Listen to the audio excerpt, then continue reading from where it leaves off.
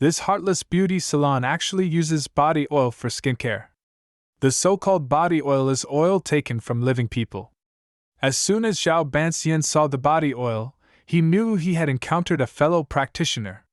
While turning his head and holding my hand, he said, "Xiao Yu, let's go. We can't afford to provoke people like this. Let them go their own way, and we'll go our own path. Practitioners are not enemies." I could see that he was terrified and speechless. Since we were already here, we had to assess the situation. Afterward, Zhao Banxian and I started wandering around the beauty salon, but we couldn't find the rose oil no matter what. Finally, on the hallway of the top floor, we saw a mysterious door. It should be here. Upon opening the door, both of us were stunned by what was inside. It was a small incense hall with a mummified corpse dressed in a red wedding gown. Seeing this scene, Zhao Banxian expressed extreme fear. This Ning Ke is probably from the Miao village, where it is customary to practice dark marriage and cultivate body oil. "We can't afford a fortune teller and a tattoo, let's go quickly." Just as his words fell, a voice came from behind. "I'm giving you face by bringing friends. Is your tattoo plan ready? Can I be saved?" Being startled by his sudden appearance, my scalp instantly went numb, but I forced myself to remain calm and said, "Boss Ning, this is not something that can be solved with a protective tattoo. What's the deal with the enshrined corpse and the people covered in oil in the club?" I exposed it right on the spot. Ning Ke wasn't angry, but instead laughed even more recklessly, saying, "Actually, I know I have no hope left. I'm just holding on to a glimmer of hope. In this lifetime, I have killed too many people, which is retribution. Although you are a terrible mother, I still turned out rotten. Let me introduce my wife, Xiuxin, to you. She raised me and is the person I love the most. Now that you've all seen, let me tell you some things that I've wanted people to know for half of my life. People knowing for half of my life. I would like to have him die without being disgraced. There are some words I'd like to say, pay attention." Some words. As I was speaking, Ning Ke took out a handful of rice from his pocket and forcefully hit himself in the face. The next second, those white rice grains crawled into his face. It turns out that the bumps on his face were caused by this. Then Ning Ke began to recall his tragic life. Back then, Xiao Xian and I were kidnapped together. Xiao Xian, although she looked like a child, was actually a 20-something adult with dwarfism. She escaped with me. Being helpless, we had to beg on the streets. However, the true tragedy of my life started with the oil seller. The first time we saw her, we all thought she was a good person. So we followed her home. After arriving at the oil seller's house, the two of us ate greedily. While we were eating, the oil seller suddenly said to Xiao Xian, "You are good. My skills will be continued by someone else. Afterwards, you will learn skills from me." At that time, I didn't understand what she meant, but it didn't take long for her to throw me into the firewood room. In the following days, she forced me to eat oil until the oil started overflowing from my face. She then put a pile of bugs on my face. The bugs crawled in and out of my pores, making me incredibly itchy.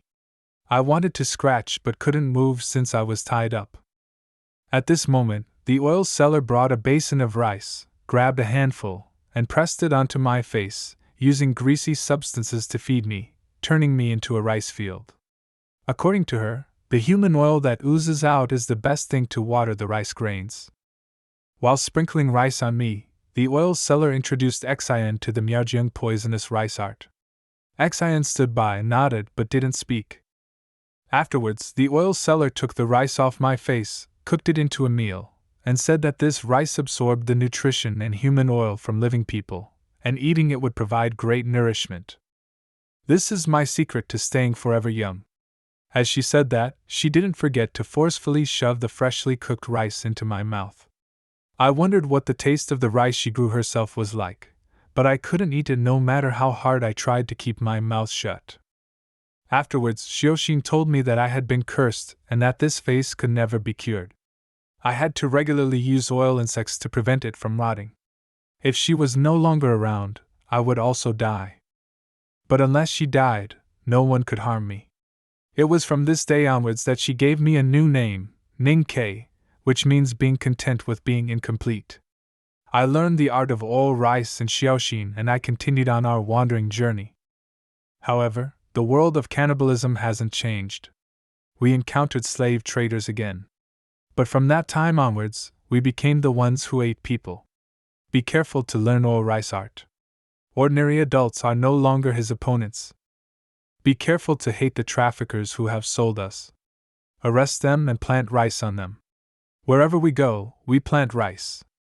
Unfortunately, Confucianism has a shorter lifespan than ordinary people. It's a pity that today, even if we use human oil rice for a long time, it can't stop the erosion of disease. Xiaoxin left like this. Heaven is really unfair to me. Love to the depths, Ning's tears keep flowing. Although tears flow into the pores and hurt like hell, for some reason, when I think back to these things, his tears just can't stop. He had already regarded Xiaoxin as his own family. After listening to the whole story, Zhao Banxian pointed at him and asked, "So you are still raising traffickers? Not only eating human oil rice for beauty, but also using human oil instead of essential oils for your own beauty business. Xiaoxin is dead. Without her poisoning you with oil, your face started to rot. So you asked me to give you a tattoo, and I also told you my story? Those human traffickers are utterly shameless. They deserve their punishment. I am here to rid society of evil, but whether I succeed or not is up to you. If you don't give me the tattoo, I still have one last resort. That is to capture you and infect you with the cursed rice, making you rotten with me. That way, you will have to save yourself and I will be saved too. Since it has come to this, I have no choice but to agree to help him with the tattoo, but it has to be tomorrow." However, Ning-Kei said he can't wait until tomorrow. Upon hearing this, Zhao Banxian immediately realized the situation and turned around to run, not forgetting to remind me to run quickly. This dog-like demon never intended to negotiate. He planned to capture us and use us for his oil rice art. Seeing how fast he ran, I immediately chased after him. However, Ning-Kei, who had eaten oil rice for so many years, didn't just sit there. I saw him stride forward, delivering a karate chop that knocked me out directly, and then he grabbed Zhao Banxian.